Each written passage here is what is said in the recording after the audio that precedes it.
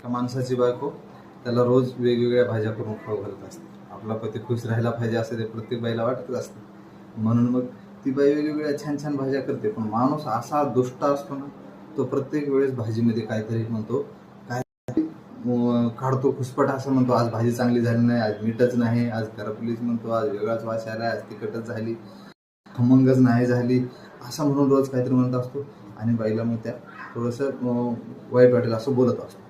मग एका दिवशी काय झालं माहिती आहे का, हा माणूस एका दिवशी सत्संगला गेला, कीर्तन ऐकला.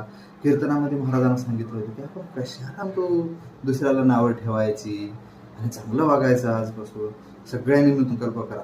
मग हा माणूस पण तिथे संकल्प करतो.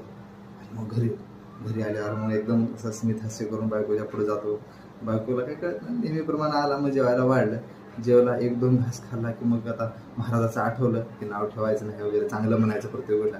हा म्हणतो, वाह आज काय भाजी छान झाली, म्हणतो मस्त भाजी झाली म्हणतो. बाईने लगेच भांडा आपल्याला बाजूला, म्हणतो इतक्या दिवसापासून म्हणतो मी मेहनत करून भाजी खाऊ घालायली, मध्ये ह्या माणसाने शब्द कधी बोलला नाही मला चांगलं म्हणून, आणि आज शेजारणीनं भाजी दिली म्हणतो चांगली झाली म्हणतो. शेजारीच्या भाजीत काय वरून येऊन मसाला पडला का हो म्हणतो.